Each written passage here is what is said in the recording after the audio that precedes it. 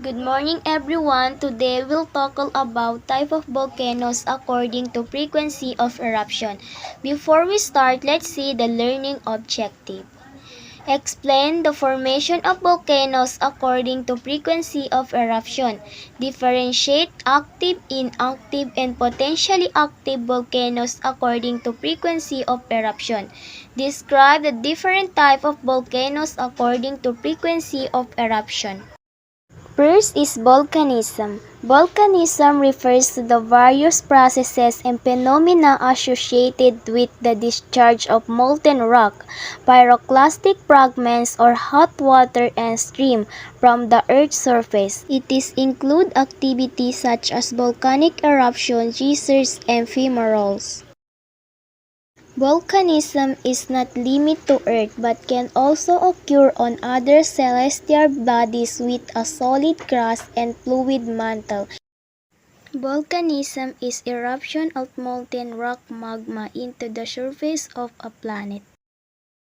Magma that reaches the surface is called lava. So, what is lava? Lava can be erupted at a volcano or through a fracture in the earth crust, either on land or underwater. A volcanic eruption is a phenomenon where molten rock, hot rock fragments, and hot gases are expelled from a volcano through an opening called a vent. It is a liquid form of magma, which is the molten rock found beneath the Earth's surface.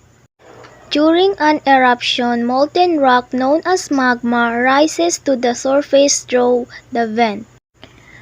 As the magma reaches the surface, it may flow out as lava or explode into the air, releasing volcanic ash, gases, and pyroclastic volcanic material.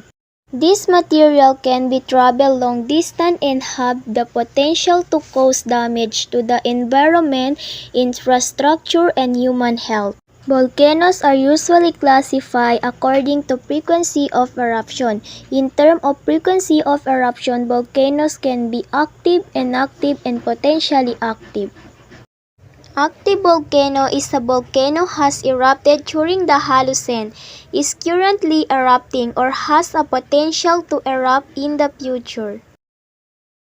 Inactive volcano are volcanoes that are not currently active. They may be either dormant or extinct, or their inactive status may be uncertain.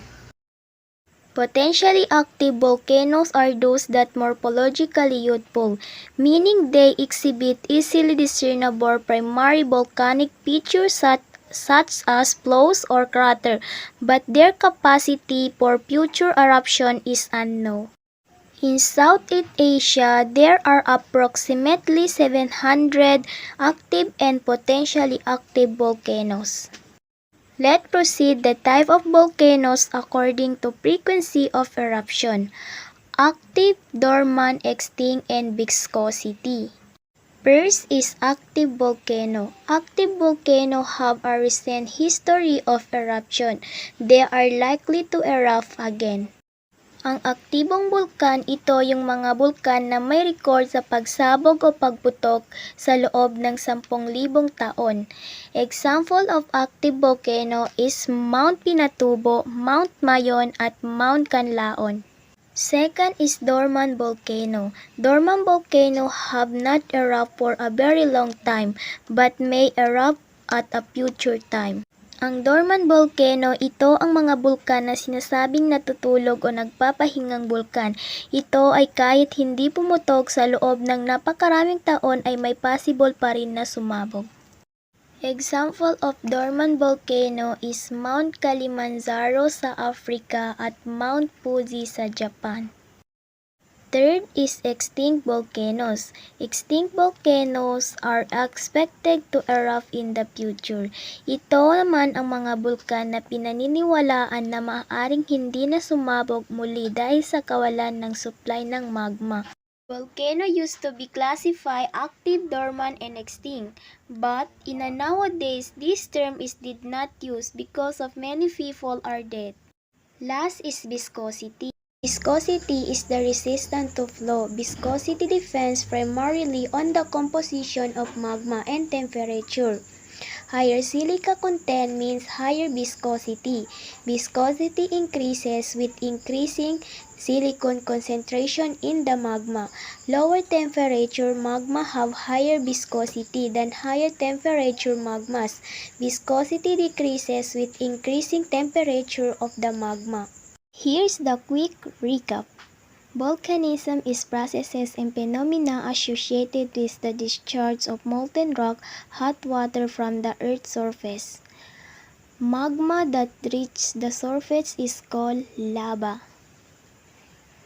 In terms of frequency of eruption, volcanoes can be active, inactive, and potentially active. Viscosity is the resistance to flow. Higher silica contents means higher viscosity. And that's all. I am Harmida S. Abdul Kahar from Grade 9 Eagle.